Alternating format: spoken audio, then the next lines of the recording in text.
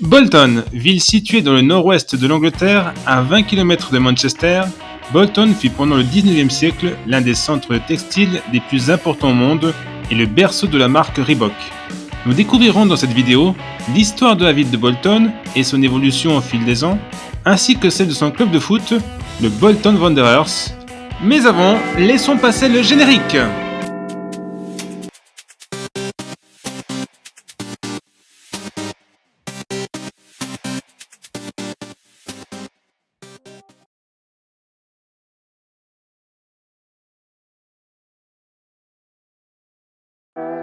Bonjour tout le monde, bienvenue sur Ville et Football, la chaîne qui fait le tour des contrées les plus insolites afin de décrypter leur histoire.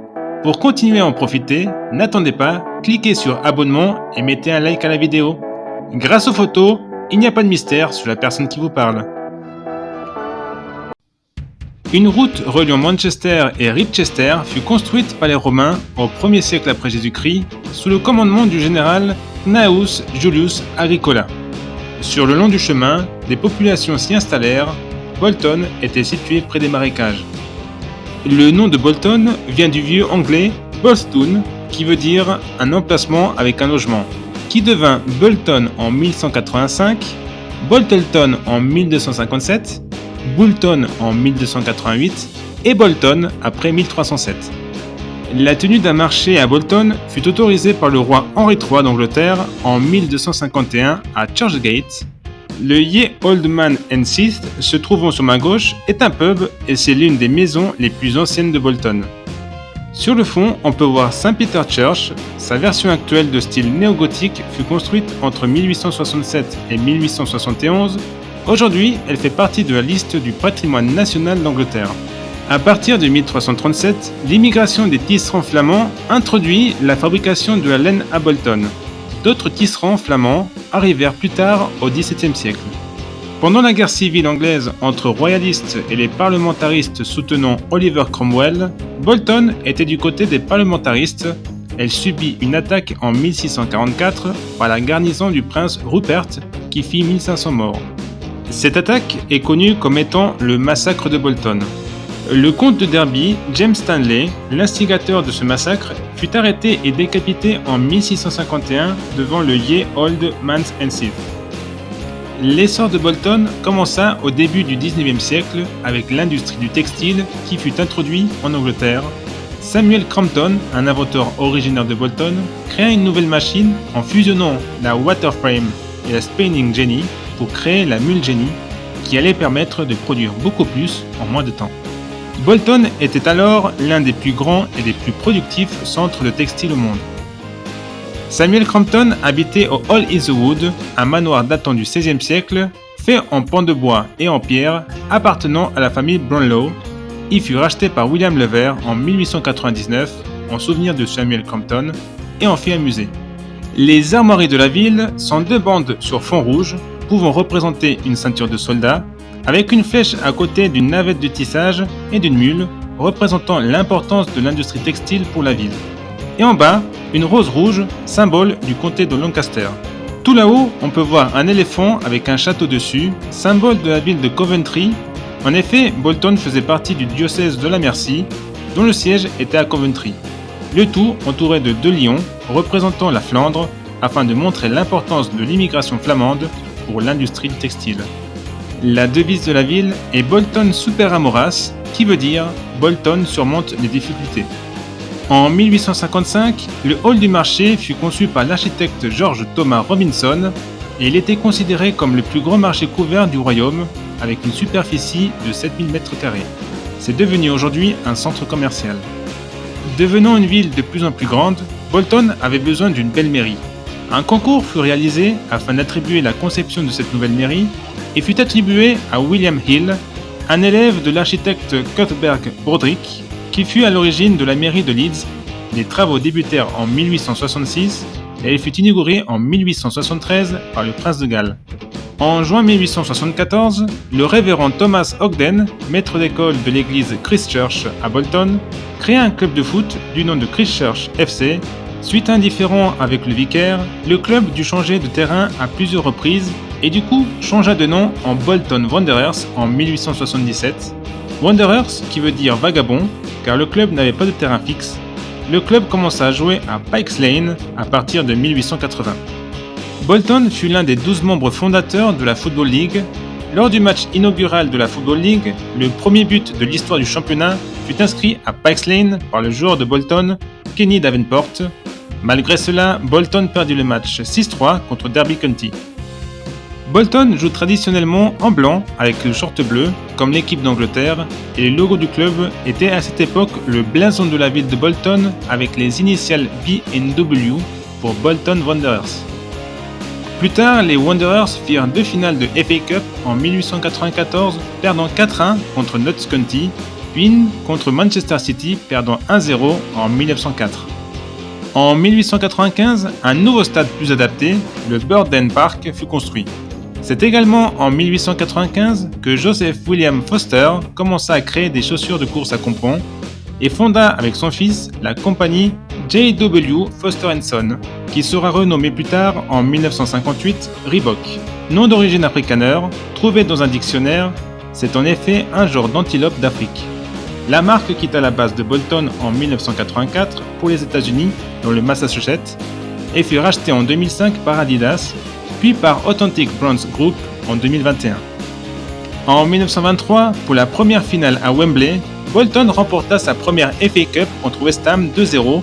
126 000 personnes assistèrent à cette finale, ce qui restera le record d'affluence de l'ancien Wembley. Pour surveiller tout ce monde, plusieurs policiers à cheval étaient là, dont un de couleur blanc que l'on pouvait voir sur les photos.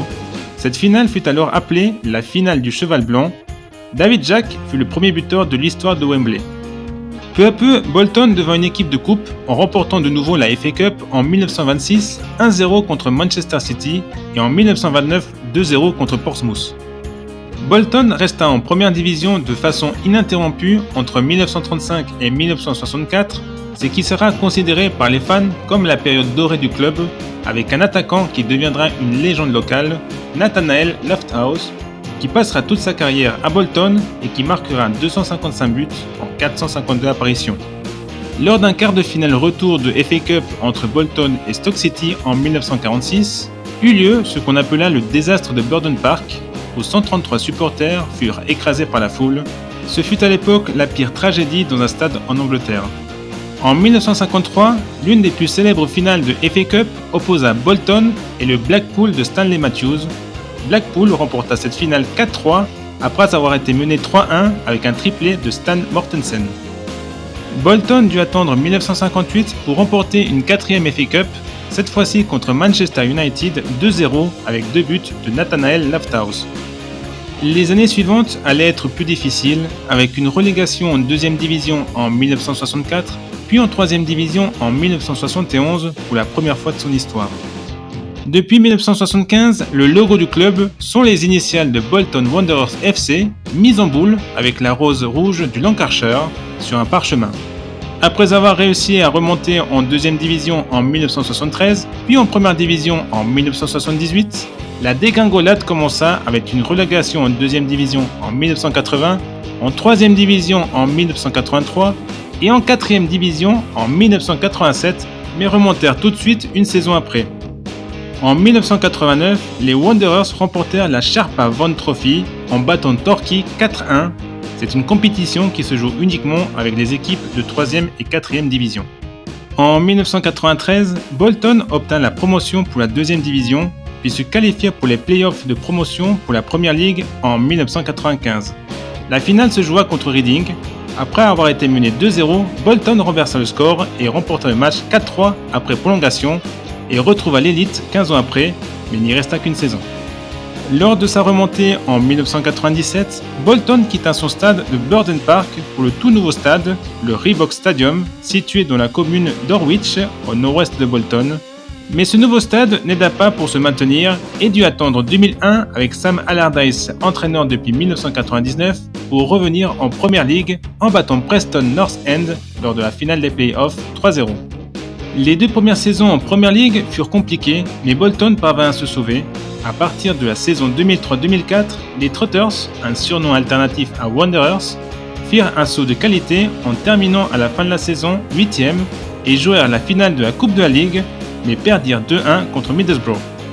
Le club comptait dans ses rangs l'ancien joueur du Real Madrid, Ivan Campo, qui restera comme l'une des légendes du club.